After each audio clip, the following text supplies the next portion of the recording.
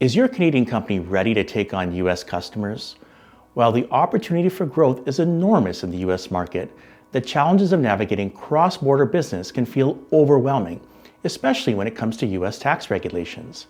In this video, we'll go over the first step to doing legitimate cross-border business with US clients, which is getting an Employer Identification Number, or EIN for short. By the end, you'll know the steps you need to take to get your EIN, stay compliant, and avoid any tax complications. So what exactly is an EIN?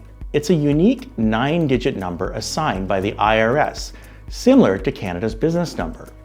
It's essential for identifying businesses for tax purposes. Without an EIN, doing business in the US can lead to complications and financial penalties. Let's explore some situations where your Canadian company will need an EIN. There are 4 key scenarios where your Canadian business may need an EIN. Serving US customers, opening a US bank account, operating with a US presence, filing US tax forms. The first situation in which you need an EIN is if you're selling products or services to US customers. Without an EIN, your US clients are obligated to withhold 30% of your payments according to their laws. The next scenario is if you are opening a US bank account. To manage payments in US dollars, whether through traditional banks or even digital platforms like Wise, you'll need an EIN. Another situation is if you have a physical presence, such as an office or warehouse in the US.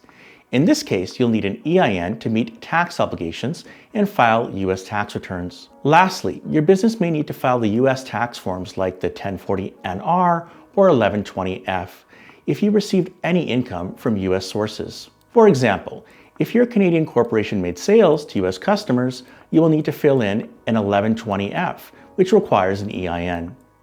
Do you have a permanent establishment in the US? Let's take a closer look at the third scenario, operating with a US presence. You may not own or lease a physical building in the US to still be considered to have a permanent establishment. According to the Canada-US tax treaty, a permanent establishment is defined as any fixed place of business where your company regularly operates in the US. This could be an office, factory, or even a construction site, assembly project, or installation that lasts more than 12 months. A permanent establishment also includes the cases where your company has agents or employees who regularly perform work in the US on behalf of your business. Even if these individuals don't have a dedicated workspace, their regular activities in the US could establish a taxable presence under the treaty. But don't worry, there are mechanisms in the treaty to avoid double taxation between Canada and the US, such as foreign tax credits.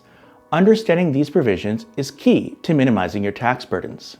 Leave a message in the comments if you'd like me to cover those tax credits in more detail. Applying for an EIN. Applying for an EIN is quite simple, and it's also completely free, so there should be nothing stopping you from getting this administrative task done quickly. You can visit the IRS website and complete Form SS-4 online, by fax, or over the phone. No matter which way you file, you will receive your EIN by mail within 4 weeks. Once you receive your EIN, keep it in a safe place so that you can have it handy for the other filings you'll need to do, such as the W-8BEN or W-8BEN-E forms. If you're serving US clients, they will ask you to fill out a W-8BEN or W-8BEN-E form. The EIN number is a field on this form and is why the EIN is the first step in working with US clients. The W-8BEN form is used by individuals and sole proprietors, and the W-8BEN-E form is for corporations, partnerships, and other business structures. Choosing the correct form ensures that your US clients recognize your tax status accurately and can make payments without unnecessary complications. Don't forget, these forms need to be updated every 3 years or if your business structure changes. Your next steps. If your business is engaging with US customers or considering expanding into the US market, now is the time to apply for an EIN.